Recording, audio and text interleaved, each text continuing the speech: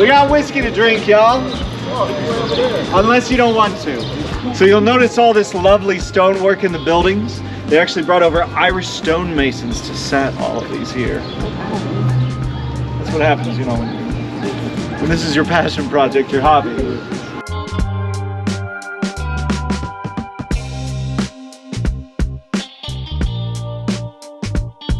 Hey everybody, welcome to our channel and welcome to Lexington Brewing and Distilling.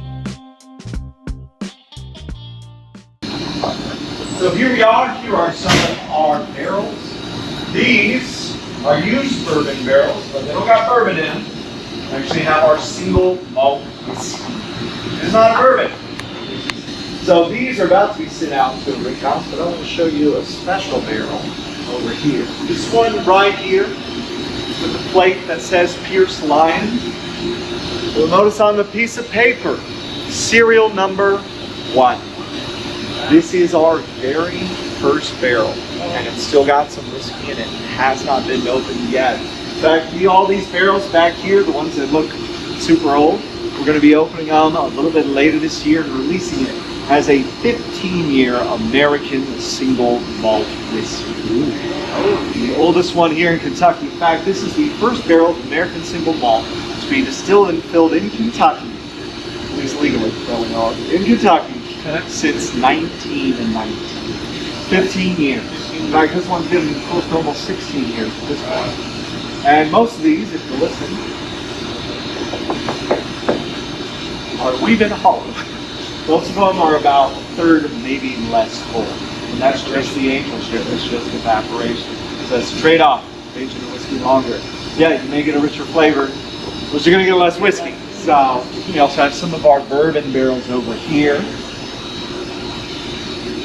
Now once they're done aging, we're gonna bring them back here.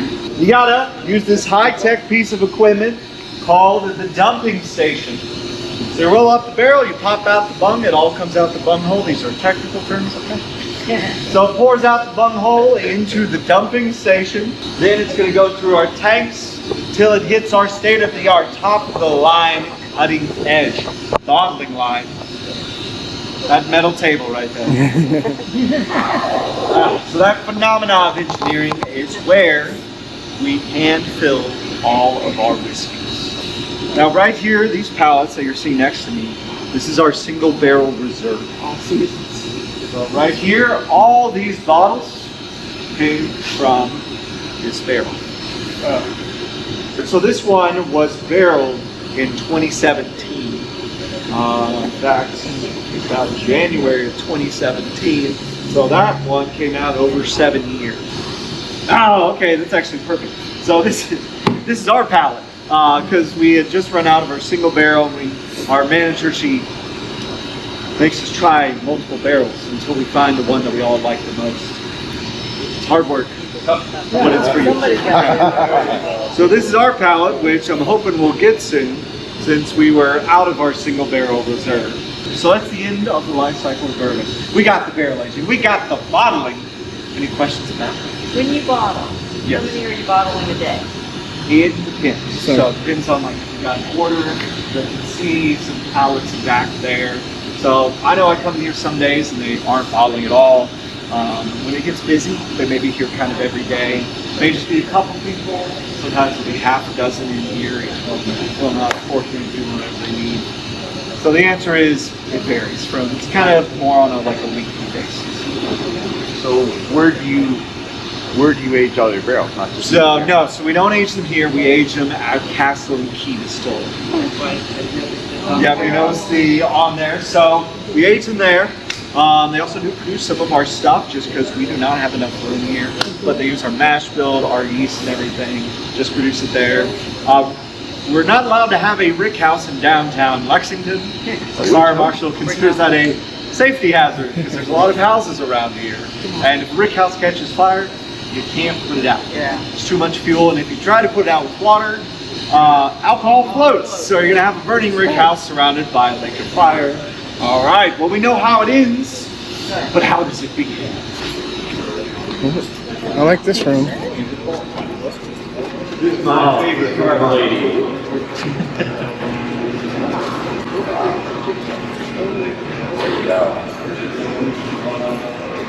You got your stools over there. Gather around. What you see here is the traditional way of fermentation, these cypress wood tubs. We also ferment our larger stainless steel tanks. Now, if you look closely, you'll know this liquid is clear, almost like water. The reason for that, it is water. Because these tubs are just like yours truly and held together solely by tension. So yeah, you gotta have water in here or else this will dry out and fall apart. But when we're fermenting, we add our yeast, we add our wort first that we pipe over from the brewery. We'll add in here, we pipe it in right there. Then we add our yeast to it. When that yeast starts fermenting, it starts eating those simple sugars in the wort, creating CO2 as well as heat, so it starts bubbling up and looks a bit like a hillbilly hot tub is a way to describe it. There's a reason I asked Smells like it. Yeah. These are working. These are working. We're just saying. So starts bubbling up, and most importantly, creates your alcohol. It takes about 3 to 4 days in here, a little bit shorter in our stainless steel tank. So our double pot still systems. So that's how bourbon is made and how it's made, what it's made of. Any questions about that? Sharp group, that's good to see. So last thing I want to point out is the barrels. So 53 gallons, sometimes called American Standard. That's what bourbon is aged in. It's just kind of a good Goldilocks situation, gives you the flavor that you're looking for. Sometimes the smaller barrels are used for experimental batches because it does age it faster, because there's more surface area. But barrels have been used for centuries because they're good at shipping things. And my personal favorite out of all ours here is, of course, the butt barrel. Not just because it's big, but also It's a big old butt. it is quite a big butt. This is where the term buttload comes from. Buttload. That's right. This is a buttload. It's a buttload. So next cookout y'all have, someone tells you to bring a buttload of potato salad. That's how much. That's Show up with 126 gallons. First up, we have our single malt whiskey. So this is not a bourbon because there's no corn in it. It's made entirely with malted barley. So it's going to drink kind of like a scotch, but kind of more like a Highland. It's not going to be smoky or peaty. It's very clean malt taste, a little bit of fruity undertones. And the reason the color is lighter is this is aged in used bourbon barrels. Then we have our Kentucky straight bourbon. We use a 72% corn mash bill, about equal malt and rye for the flavor and grain. So I think this is a little bit kind of on the sweeter side. It's great in any kind of cocktail. It's a small batch, so you get a bottle of this anywhere. It's going to taste the same. Those flavors that you love, particularly caramel up front for me. And it's always going to be 90 proof. Good daily drink. Then next we have our rye whiskey. We got any rye whiskey fans here? We got any rye whiskey? All right. We may have some more by the end. So not a bourbon, because the main grain is, you guessed it, rye, which gives it kind of a spicy, peppery flavor. But I like ours because up front, it doesn't kick in the teeth. It's very smooth, it's very mellow. It is definitely on first date behavior. But like any good first date, starts out mellow, then ends a little bit spicy. Now over here, this is our true cask bourbon. Cask strength coming in at 104 proof. It's unique because it is a blend of our current bourbon mash bill and our old mash bill, which was only about 55% corn. So a lot more malt to it, and malts just smooths everything out. Then from Ireland, we have 4 different Irish whiskeys. This is my favorite, R12. This is a single malt Irish whiskey, so it's going to taste a bit more like this one over here. Our 3 other Irish whiskeys, we got a 7-year. Basically, this one's little brother. And we have a 5-year finished in sherry casks, and then our Haze 4 cask, which is aged in 4 different casks: port, sherry, bourbon, and double char. So nice complexity and super smooth. This is my second favorite of our Irish whiskeys. And then we have 2 gins: classic Dublin dry gin, grated martinis, and then our rhubarb gin. So instead of being cut with water, they cut it with rhubarb juice, which gives a little bit of sweetness. And most importantly, gotta have a pink drink, y'all, am I right? How we're gonna do this is, just like over at the beer, so I'm gonna go down the line, say we'd like to try this one. Come up, drop your little token in there for me. I'll serve it up. This is the last place to spend tokens. And I know they're burning a hole in your pocket. So let's save your poor pocket, shall we? So come on up with the first one being the single malt whiskey. That's 7 years. Single It smells good. It smells good. Yeah, It's very smooth. it smells very clean. Yeah, it's very smooth. Definitely want to try it. Oh, you definitely taste that char.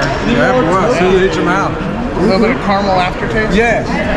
That's what I'm getting on the The caramel. Yeah, the caramel. So what'd you think? Do you like that one? It was good. I mean, I'm not a big Irish whiskey guy, but that was good. So first, take your Bluegrass Sundown. This is a bourbon coffee concentrate made with bourbon and sugar, and coffee and sugar and vanilla. Add some more sugar at the very end just to be sure. Okay. Pour it into your cup and you'll see. Ooh, it's thick. It's mighty thick. Alright? It's basically like a syrup. Now the good thing about that, you can pour it on stuff. Ice cream, cheesecake, brownies. Cheesecake brownies. Derby pie.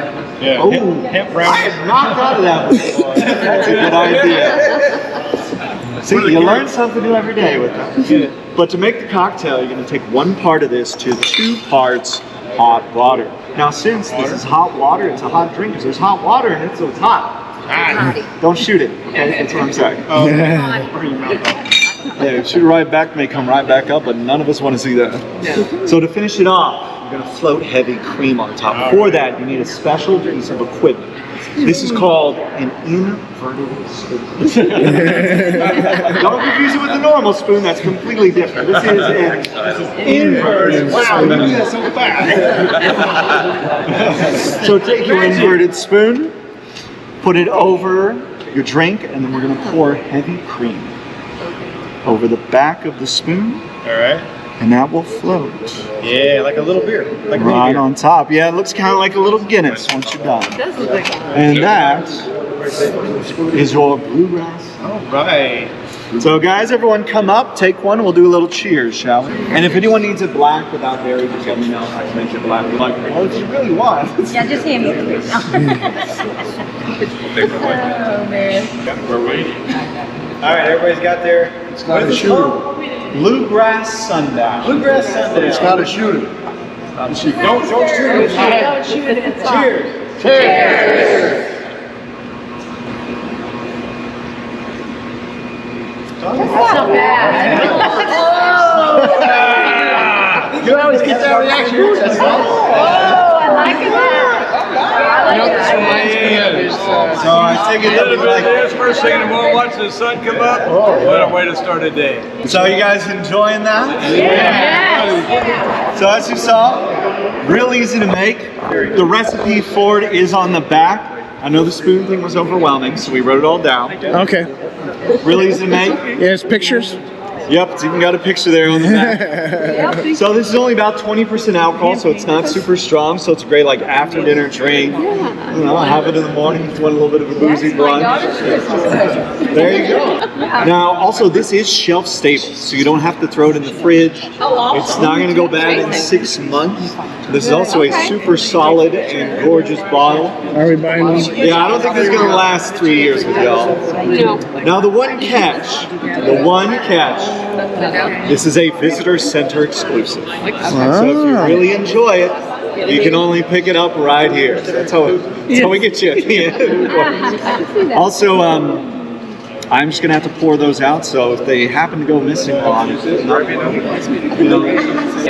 that's the one I've been saying. It magically appeared. How did that happen? No, you're good. I mean, I was gonna be upset. That's the best thing I've tasted all day. So with That's that, just like everyone spent comfort. their tokens and enjoyed their sundown. Guys, thank you for coming. You guys were a great group. This was fantastic. Big groups aren't always like that. Hey, Leslie, do you like that stuff? So you go. It was alright. So you go to the door, and you go. Shit every time I go tasting. That's what it is. So here's the answer. When you pull the slides in, are you going to have any room? No. Not at all. No. But the good thing is the Alliance, they're stored in the fireplace, and that's the liquor cabinet. So that's where I store all the. While this is certainly not the largest or most elaborate distillery and brewery, it makes up for in uniqueness. It's quite beautiful here. and we highly recommend that you come check it out for yourself if you have the opportunity. Besides, with tastings in both the brewery and distillery, it's totally worth it. For Jim and myself, thanks for watching, and we will see you out there.